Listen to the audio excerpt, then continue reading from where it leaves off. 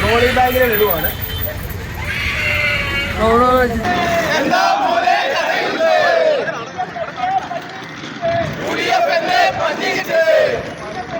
ഇന്ന് നമ്മൾ അധ്യക്ഷൻ സൂചിപ്പിച്ചതുപോലെ വലിയ സന്തോഷമുള്ള ഒരു ദിവസമാണ്.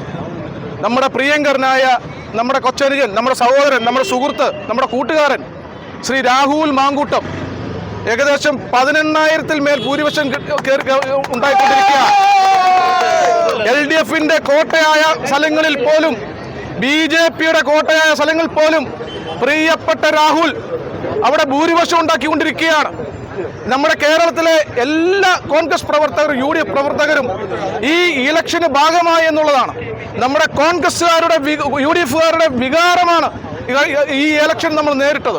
എന്ന് വെച്ചാൽ എല്ലാ കൊച്ചു കുഞ്ഞുങ്ങൾ വരെ അവിടെ തെരഞ്ഞെടുപ്പ് പ്രവർത്തനത്തിൽ ഉണ്ടായിരുന്ന ഞാൻ, കൊച്ചു കുഞ്ഞുങ്ങൾ വരെ രാഹുൽ മാമൻ ജയിക്കുമെന്ന് പറയുന്ന സാഹചര്യമാണ് ഉണ്ടായിട്ടുള്ളത്. കാരണം സർക്കാർ വിരുദ്ധ എല്ലാ രീതിയിലുള്ള പ്രവർത്തനമാണ് അവിടെ ഉണ്ടായിരുന്നുള്ളത്. കാരണം നെൽകർഷകരെ ചതിച്ച സർക്കാരാണിത്. അവിടെ ആ മാത്തൂർ പഞ്ചായത്തിലെ നെൽകർഷകരാണ് അവിടെ ഉള്ളത് ഏറ്റവും കൂടുതൽ. അവരെ ചതിച്ച സർക്കാരാണ്. യുവാക്കൾക്ക് ജോലി നൽകാമെന്ന് പറഞ്ഞ ചതിച്ച സർക്കാരാണ്. അങ്ങനെ എല്ലാ മേഖല അവിടുത്തെ ജനങ്ങളുടെ പ്രശ്നം നേരിട്ട് കണ്ടു. ഈ LDF സർക്കാർ തുടർഭരണം കിട്ടിയതുകൊണ്ട് അവിടെ മൊത്തം ഈ കേരളത്തെ മൊത്തം വിലക്കയറ്റത്തിലാക്കി. അങ്ങനെ സമസ്ത മേഖലയിലും പരാജയം ഉണ്ടാക്കിക്കൊണ്ട് പോയ ഈ സർക്കാരിന് കിട്ടിയ തിരിച്ചടിയാണ് 18,000 പരം ഭൂരിപക്ഷം സർക്കാർ വിരുദ്ധ വോട്ടുകളാണ്. അതിന് യാതൊരു സംശയം വേണ്ട. സർക്കാർ വിരുദ്ധ സംവിധാനം മൊത്തം ഈ കേരളത്തിൽ അലയടിക്കുന്നു എന്നുള്ള കാര്യത്തിൽ യാതൊരു സംശയം വേണ്ട.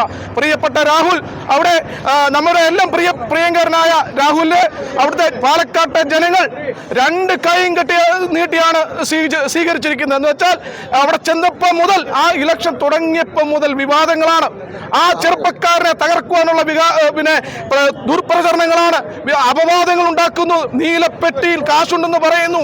അങ്ങനെ സർക്കാരിന്റെ ഈ വിരുദ്ധ സംവിധാനം അവിടെ ചർച്ചയാകാതിരിക്കാനുള്ള BJP-യും CPM-ഉം അതുകൊണ്ടാണ് അവിടെ UDF നേതാക്കന്മാർ പറഞ്ഞത് ഇത് CJP ആണ്.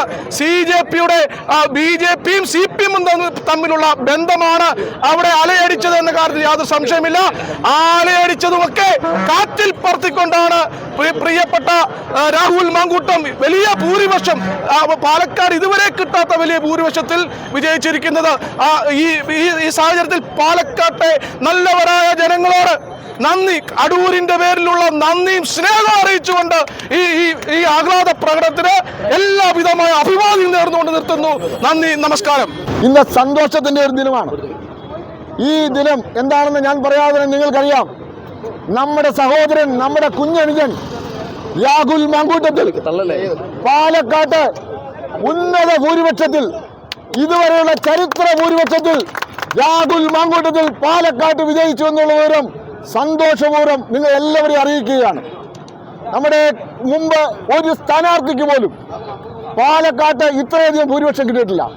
നമ്മുടെ കുഞ്ഞനുജൻ നമ്മുടെ പാർട്ടിയുടെ നിർദ്ദേശം ഏറ്റെടുത്ത് അവിടെ പോയി മത്സരിച്ച് CPM-നും BJP-ക്കും ചേർന്ന് CJP-ആയി മത്സരിച്ച അവർക്ക് ശക്തമായ മറുപടി നൽകിക്കൊണ്ട് ഉന്നത വിജയം നേടിയിരിക്കുകയാണ്. ഈ വിജയത്തിൽ ആഹ്ലാദത്തിൽ പങ്കെടുത്ത മുഴുവൻ കോൺഗ്രസ് പ്രവർത്തകർക്കും നേതാക്കന്മാർക്കും ഞാൻ ബ്ലോക്ക് കോൺഗ്രസ് കമ്മിറ്റിയുടെ ആഭിമുഖ്യത്തിലുള്ള നന്ദി അറിയിക്കുകയാണ്.